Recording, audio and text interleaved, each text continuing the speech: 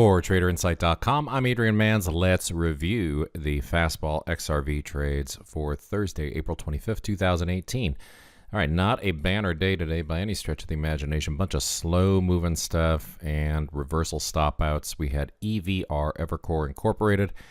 This one triggered us in on the long side, $100.49.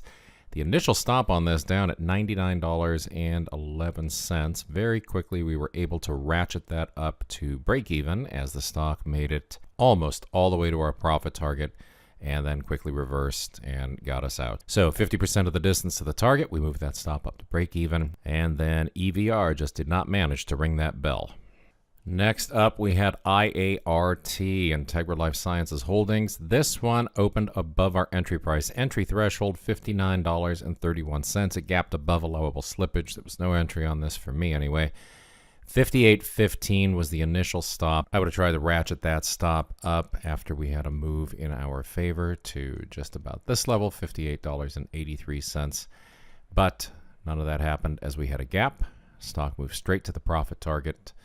We did have the opportunity for another entry when we formed this base over the course of the session and then another move up into the target. But for XRV, that was all she wrote on IART. On the short side of the market, we had iRobot Corporation, ticker symbol IRBT. This one opened, never traded down to our 56.90 threshold. Promptly traded up to and through what would have been the stop loss level, around $58 per share. Got up to the pivot. Didn't really give us any kind of a confluence entry. There was nothing back here on the chart that indicated we were going to get a reversal at the pivot.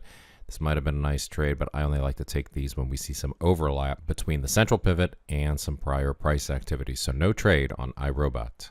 Next up, we had Perigo Company. This was on the short side of the market. Ticker symbol PRGO. 77.54 was our threshold. Never got down there, never ticked. Stop loss would have been up around $78.39 for those of you who are comparing stops to mine.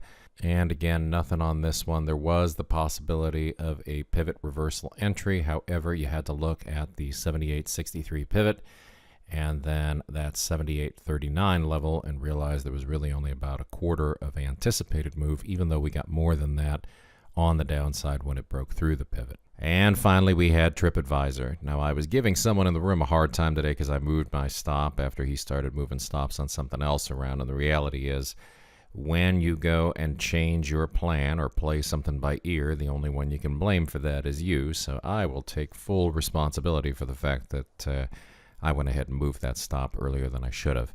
In any case, a 38.23 violation got us short on this one today. And over the course of the session, it did manage to get down into that 50% to target range and then reversed for a break-even stop. And what I did instead that I shouldn't have done was when price got down in and put in this range, I wasn't looking at what was happening on the level 2 screen or on the order book where it was obvious that we had a buyer right underneath the market and he kept pushing the price back up again. And whenever you see that, what you want to look for is the seller staying persistent? So if the seller stays in the picture, then you've got a good chance that eventually that buyer is going to fade and you're going to get this move back down into the range. What I did was I pulled this stop from up here down on top of this range and said, well, I'm going to outsmart the market, and if we get a break to the upside, I'm going to assume that it's going to start shooting up into here again and possibly into here. All of that was just boredom on my part. And I'm sure it's the kind of thing that's happened to you as well. If you've been trading for a while, it's just something you don't want to let happen. Just stick to your guns, stick to your plan. Don't try to renegotiate your trades as the trading session goes on. In this case, I wound up exiting for about a 20-cent loss, so no big deal. But the reality was break even should have been the worst that we did on this one on the session. And if we were sitting on it over the course of the day, we had a second entry opportunity and then a trip down to just about the profit target. Pretty much a nothing day across the board for everything that we were planning for the session. Baltimore chops, the trading plan, the scalper, everything was pretty flat on the day-to-day. Nothing you can do. That's just the way some of the days are going to be. And let's get back together on Friday and see if we can make something happen. So if you have any questions, shoot me an email, adrian@traderinsight.com. I hope you had a decent trading day on Thursday and an even better one on deck for Friday.